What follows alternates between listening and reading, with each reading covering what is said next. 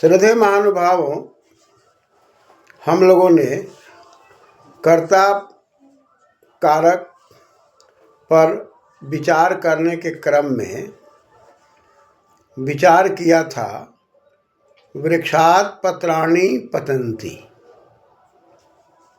स्पष्ट हुआ था ध्रुवम पाए पादान, निश्चित से अलग होने में वृक्ष को कारक सिद्ध किया गया। बताया गया कि भाई वृक्ष निश्चित है, उससे पत्तों का अलग होना दिखाई पड़ रहा है, अतः अपादान कारक है। अपादान कारक होने से पंचमी में वृक्षात् पत्राणि पर विचार किए थे। स्पष्ट हुआ था पत्रम पत्रे पत्राणि, बहुवचन में ये पत्राणि है। इसके चलते क्रिया में पतति पततः पतन्ति, इसमें भी बहुवचन है। पत्राणि पतन्ति, पत्रम पतति पत्रे पततः पत्राणि पतन्ति। इस क्रम में विचार में स्वतंत्र कर्ता, क्रिया के होने में जो वाक्य में प्रधान है, स्वतंत्र है, वह कर्ता है। तो पत्राणि को कर्ता सिद्ध कर लिया गया था। अब पतन्ति पर जब विचार करते हैं, पत लृ गतौ धातु है और भुवादिव धातु से धातु संज्ञा करके धातु के अधिकार में जब हम लोग टिप तझी आदि प्रत्ययों की व्यवस्था देखते हैं तो बहुवचन में पत से झी प्रत्यय लगता है और झोंता से झकार को अंत होके अंति होता है। कर्तरी शब्द से शब्द अनुबंध लोप होकर पत अंति पतंती। यहाँ पर पतंती में हम लोग देख रहे हैं कि बहुवचन का प्रयोग हो रहा है और ये क्रिया है, क्रियते क्रिया, जो किया जा रहा है। तो क्रिया का निर्माण कर्ता के द्वारा है, क्रिया का निर्माण अपादान कारक के द्वारा है और क्रिया को बनाने वाला कर्ता भी होगा, क्रिया को बनाने वाला अपादान कारक भी होगा। निश्चित होने पर अपादान हो जा रहा है और वाक्य में जो प्रधान है उसके कारण क्रिया को बनाने वाला कर्ता हो रहा है। लेकिन हमेशा तिप्त झी सिप्तस्थ मिप्वस्मस इत्यादि जो प्रत्यय तिङन्त होते हैं वो लकार की जगह पर होते हैं और लकार कर्ता को ही कहता है और कर्ता को कहने के कारण प्रातिपदिकार्थ लिंग परिमाण वचन मात्रे प्रथम। यहाँ पर प्रातिपदिक अर्थ में प्रथमा विभक्ति की बात आती है जो हम लोग आगे विचार करेंगे। तो इस प्रातिपदिक के अर्थ में प्रथमा विभक्ति होकर के और उधर तिप्त झी आदि की व्यवस्था होकर के पत्रम पतति पत्रे पततः पत्राणि पतन्ति, ये व्यवस्था दिखाई पड़ रही है। लेकिन इसमें वाक्य के निर्माण में कर्ता प्रधान है और क्रिया यहाँ पर प्रकृति है, यानी क्रिया स्त्रीलिंगवाची है और कर्ता के यहाँ पर प्रधानता है।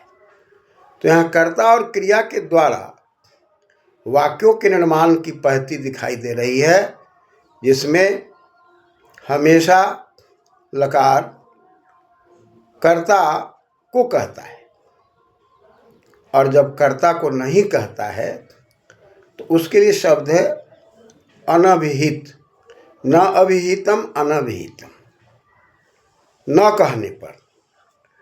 कहने पर अपादान आदि कारक होकर और फिर उसमें द्वितीय विभक्ति या तृतीय विभक्ति की व्यवस्था है।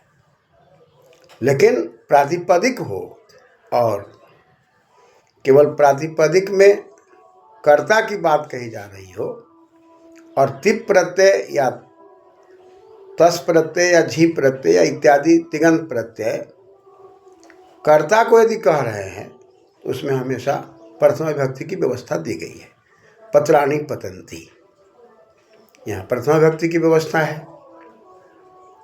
लेकिन हम यदि आगे बात करते हैं और सृष्टि को देखते हैं, परिवार को देखते हैं, तो इस सृष्टि को बनाने में जहाँ एक तरफ सूर्य है और पृथ्वी है, सूर्य और पृथ्वी के माध्यम से प्रकृति के अंदर अनेक प्रकार की व्यवस्थाएं हैं और इन व्यवस्थाओं के अंदर जीवात्माओं का गमनागमन दिखाई पड़ता है। ठीक उसी प्रकार से परिवार के अंदर एक शब्द है महिला, एक शब्द है महिला, और जहाँ पर निर्माण का कार्य होता है उस स्थान का नाम है महिलम। माँ पूजायाम के अर्थ में है, जिसका मान सम्मान हो, इस अर्थ में है। इलज प्रत्यय लगकर पुल्लिंग में महिला शब्द बनता है, टाप प्रत्यय लगकर महिला। अतः परिवार के निर्माण में महिला और जिस स्थान पर है वह घर है, इसको महिलम कहते हैं। जिस स्थान पर माता पिता निर्माण करते हैं उस स्थान का नाम है महिलम, और माता पिता दोनों मिलकर के करते हैं। अतः मान सम्मान के अर्थ में महिला और महिला है। ये पारिवारिक निर्माण हो रहा है और वहाँ प्रकृति के अंदर सूर्य और पृथ्वी के द्वारा प्रकृति निर्माण हो रहा है और परमपिता परमात्मा की व्यवस्था के तहत कुछ जीवात्माओं का आना, कुछ जीवात्माओं का जाना, परमात्मा की शासन व्यवस्था, वहाँ पर प्रकृति के साथ, जीव के साथ और ईश्वर के साथ वहाँ भी निर्माणात्मक कार्यों को देखा जा रहा है। तो वहाँ तक पहुँचने के लिए वाक्यों के माध्यम से हम जब पहुँचना चाहते हैं तो वाक्यों के अंदर हम शब्दों को देखते हैं और शब्दों के अंदर हम अक्षर को देखते हैं। अक्षरं नक्षरं विद्या दशनोत्तेरवा सरोक्षरम वर्णबाहु पूर्व सूत्रे किमर्थम उपदिश्यते। महाभाष्यकार कहता है कि अक्षर जो है न क्षरति अक्षरम, जिसका कभी नाश नहीं होता। अतः अक्षर से हम शब्दों का मेल करते हैं या शब्दों से वाक्यों का निर्माण हम करते हैं, लेकिन वस्तुतः यह अक्षर ब्रह्म है, ईश्वर है, परमात्मा की शक्ति है और उस शक्ति तक पहुँचने की एक कला है व्याकरण, एक मार्ग है व्याकरण, जिसके आधार पर हम शब्दों के साधुत्व पर, वाक्यों के साधुत्व पर विचार करते हैं। तो इस विचार के क्रम में हम लोगों ने विचार किया वृक्षात् पत्राणि पतन्ति। यहाँ पर अपादान कारक देखा जा रहा है, कर्ता कारक देखा जा रहा है, लेकिन यदि वृक्षात् के जगह पर वृक्षस्य हो जाए, वृक्षस्य पत्रम पतति हो जाए, तब स्पष्ट है पर्णम पतति, पत्ता गिरता है। लेकिन यहाँ वृक्षस्य शब्द का प्रयोग यदि हो रहा है, अब यहाँ पर वृक्ष के निश्चित की बात नहीं आ रही है, वहाँ से अलग होने की बात नहीं आ रही है। यहाँ पर समवाय संबंध स्थापित हो रहा है और समवाय का मतलब होता है सम्यक रूपेण अवति इति समवाय, जो एक प्रकार से एक दूसरे के साथ मिलकर उसका पारिवारिक सदस्य बनता है, उस समूह में रहता है, वो समवाय कहलाता है। तो वृक्ष समवाय है और कैसे है, तो वृक्ष का और पर्णम का संबंध है, दोनों में समवाय संबंध है। आपस में वृक्ष और दोनों के नाते रिश्ते हैं। पत्ता वृक्ष के साथ ही जुड़ा होगा, वहीं से अलग होने की बात आती है। लेकिन जब दोनों का संबंध समवाय होगा, दोनों में अंगा अंगी का संबंध होगा, तो यदि अंगी वृक्ष है और उसके अंदर अंग उसका पत्ता है, तो दोनों में समवाय संबंध है और समवाय संबंध होने के बाद कारक विवक्षा के अधीन है, वक्ता के बोलने के ऊपर है।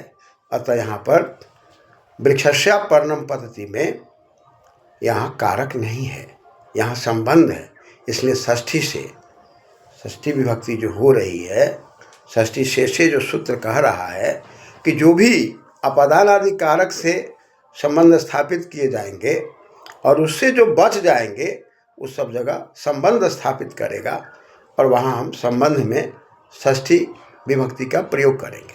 अतः वृक्षस्य पत्रम पतति या पर्णम पतति।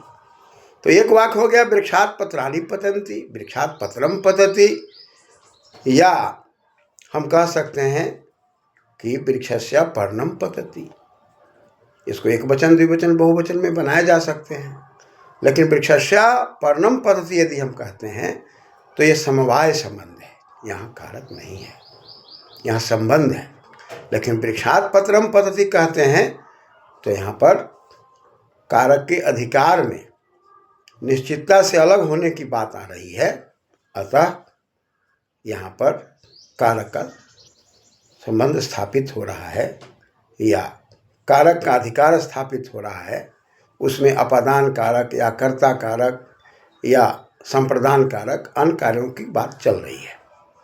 तो स्वतंत्रता के अंदर तीप की व्यवस्था, लकार की व्यवस्था कर्ता के साथ है और वो प्रथमा विभक्ति के साथ संबंध है, और प्रथमा के बाद द्वितीया तृतीया जो भी व्यक्तियाँ होंगी वो अनभिहित के साथ है। कृत तदित समास या तो वो कृदंत प्रत्यय होगा या तदितांत होगा या समासांत होगा, उससे जब न कहा जाएगा तो अनभिहित होगा, और तिंग प्रत्यय होगा तो भी अनभिहित होगा।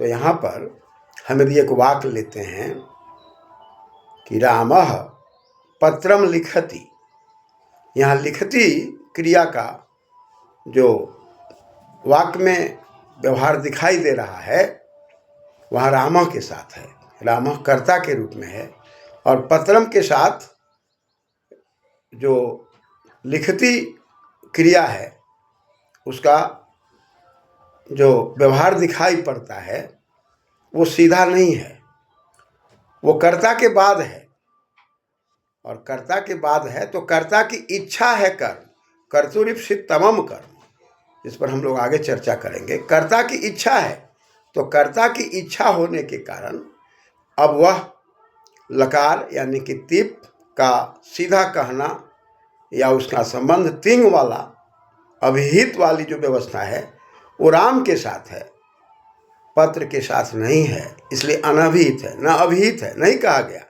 अतः ऐसी व्यवस्था में अनभिहिते कर्मणिकार के द्वितीया, उसमें द्वितीया विभक्ति की व्यवस्था की जाएगी और पत्रम पत्रम बनेगा, जिस पर हम लोग चर्चा करेंगे।